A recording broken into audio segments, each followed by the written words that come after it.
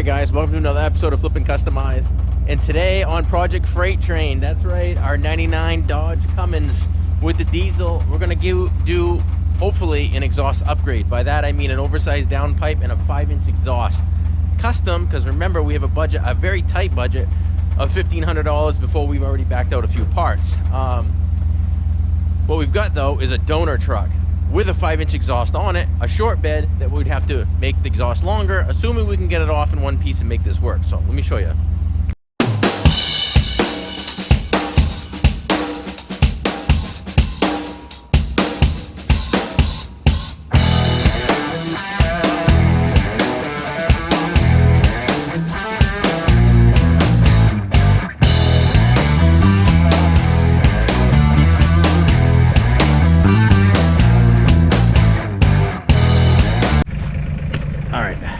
This multicolored beast was a wreck. So the body's messed up on it. Someone started to fix it. But anyway, it's got a good running 24-valve Cummins. It's also at 99.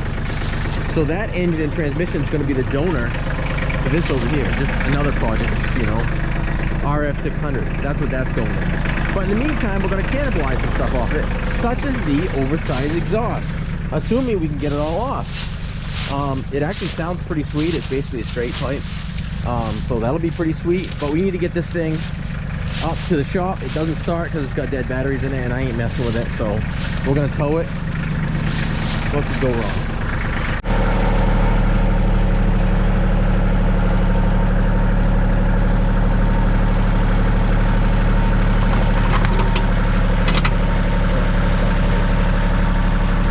Hey, what could go wrong with this? My happy son over there. Certainly not setting any speed records. But you know what? Having a tractor around is worth its weight in gold. I'm not gonna lie. Couldn't use a forklift because we'd be stuck all the time. Oh, by the way, that's the future home of our new shop back there where this thing was parked. So stay tuned for that. That's next summer. Assuming I can afford it. We'll see. Shit! That's fine. Keep it turned. Oh yeah, the steering box is hosed. So this is kind of cool. I'm crab walking.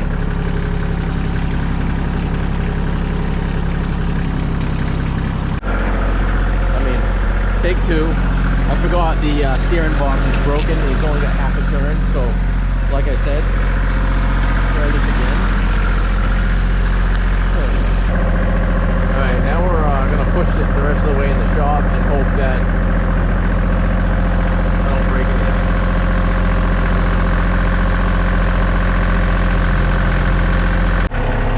In. I'm actually digging that bumper, honestly. I know it's more of an off-road look, but it looks pretty sweet on it. It's even lower and functional. Alright, now it's in the shop for a day and a little bit warmer in here. And I got the chain stuck we towed it with on the frame, so that's real good. But it does have a tuner, and I've actually not even heard of it. Oh, actually, yeah, Van Aken. So I gotta research that and see what this thing's, I think it's like a 60 horse tuner. So, I mean, hey, we might as well steal that for the budget build, right? And then we're gonna get this thing up on the lift in a minute here and check out this exhaust. And from here, it doesn't look all that old, honestly, for New England standards. But let me get this thing up on the lift so you see what we're getting into. You know, I'm not gonna lie, I know the direction we said we were taking this thing was two-wheel drive, level it in the back, so a little bit lower stance, leave the bed on it. But now it's like, ooh, what about a little bit bigger size tire? Still can use those Alcoa wheels. 2 inches higher in the front, which would put it up around here, and then take the bed off the back, that is dented and stuff anyway, and build a sweet custom flatbed. And then it would look like a work slash stock height four-wheel drive truck. I don't know. Nothing sketchy at all.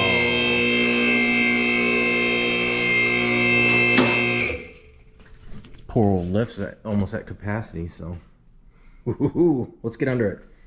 Found something else I want to steal is these, if they're any good, these factory housings with the fog lights, because we don't have those in ours. This is our stuck chain. Slightly bent frame, but Oh well, good thing it's a donor.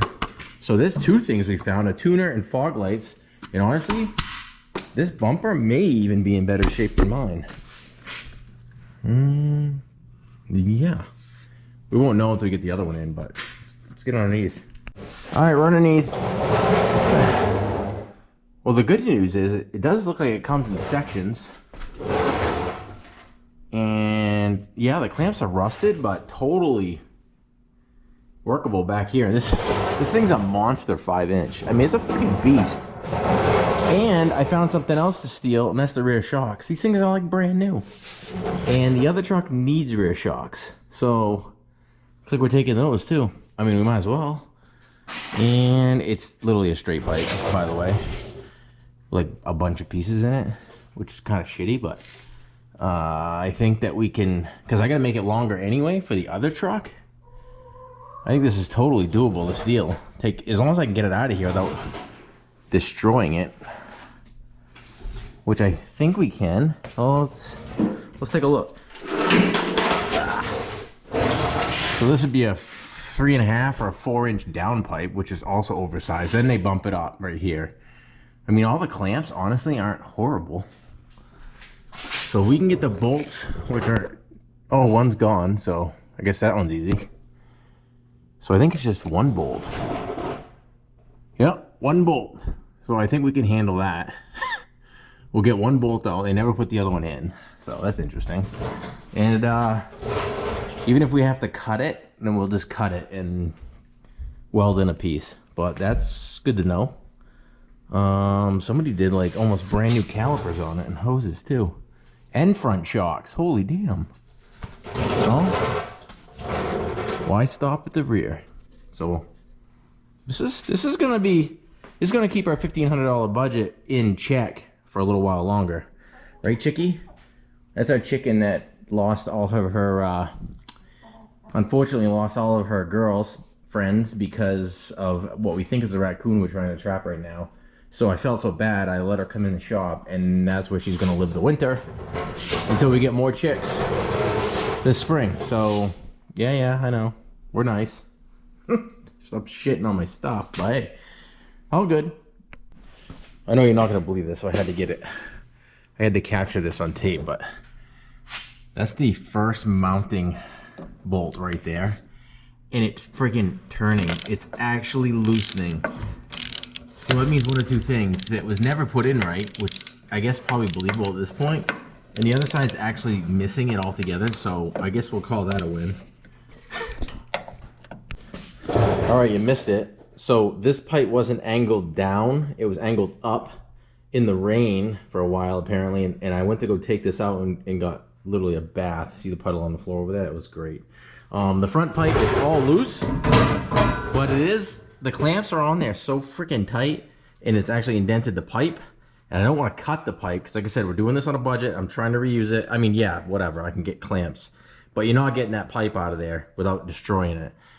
So really, to get this out and the down pipe out of here, we got to unbolt the cross member here and there. So we got to support the transmission and unbolt the cross member to drop this down as an assembly. Then we can work at it. And again, this is a short bed and the other truck is a long bed, so we will have to add a pipe into this on the straight section, but that's easy. Easy peasy. So let's do this. All right, so I'm supporting the transmission over here on the back of the engine. It's the only place I can get this thing at this height. And I thought I was gonna have a pain in the butt time on doing the transmission mount. But as you can see, it's not connected anyway, so supporting it and unbolting this is not necessary. So there's one less thing to take apart. All right, I don't know if I mentioned this or not, but this is our donor truck, which is also a 99 Dodge Cummins that was in a pretty good impact accident and crashed into a rock wall on its left side. Some parts were replaced on it already. And I knew the frame up front was a little bent, but I didn't realize the whole frame was tweaked until I tried to get this darn cross member out of this frame. It is in here. I've been at this, so unfortunately I can't record it and show you, but struggling to get this out of here for 15 minutes now. It is almost out, but it is so tight. There is no way it's going back in. So hopefully this Hopefully the motor mounts are good and can support this transmission, because I ain't putting it back in, being this is just a donor truck, so we're close. Okay, she's out. She's out. The cross member's out, and I can tell you that piece is probably not going back in as long as when I pull this jack stand out, it is supported enough off the motor mounts. Again, this is a donor truck. If not, we can run a strap under it, because there's no way in hell I'm getting that back in there. Oh my God. But the exhaust so far, right? We got a 5-inch turbo back exhaust for this truck that we got to get at least a longer pipe there. Minor. And maybe a few clamps, few hangers, tweak it here or there. That's it, man. So cost on this so far, and again, it's not on the truck, but we don't have anything into it so far because I had this truck for another project and I didn't need this exhaust. I will need something for the project, but that's a later project. Sweet. All right, our 99 Dodge Ram 3/4 ton Cummins. It's the exact same truck, except this one was wrecked, and it's a short bed. So we got a lot of really good parts on it, and the engine, the drivetrain is actually going to be going in an F600 build that we got going.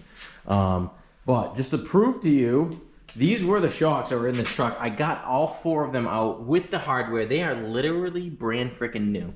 So now we got 4 new shocks for our Dodge out there. No matter what I do, 2 inches lifted or 2 inches lowered, those will work because we're not going extreme. Brand new set of Bilsteins. That's a nice set of shocks. And just for all the naysayers, yes, look, I took the shocks out. They're gone. So if we lift this, we're going to be putting different coils in the front to lift it 2 inches. And I know I've been going back and forth about this. I don't know how many times. I can't decide. Or if we lower it, we'll be putting the shackles in the rear. And we took the shocks out of the back as well. So I think I got everything from the underneath I wanted for now. Don't forget our totally safe transmission mount, because there's no freaking way we're getting that back in because it was so sprung. So anyway, there we're at that. We got the bumper. Oh yeah, we went ahead and took the rear bumper off as well. It's a homemade aluminum rear bumper, so it's light duty, but it's actually cool looking, and they did a good job, honestly. It's a cool looking bumper. It would just need some more brackets and stuff, but I may use it on the Dodge, I may not. So I just took it off while we had it in here and on the lift. And again, I was going to rob the fog light pockets out of this bumper, which aren't in the best shape, but they're there, again, on a budget, so we may be taking those out. Like, we are taking those out. Let me rephrase that. We're going to take those out.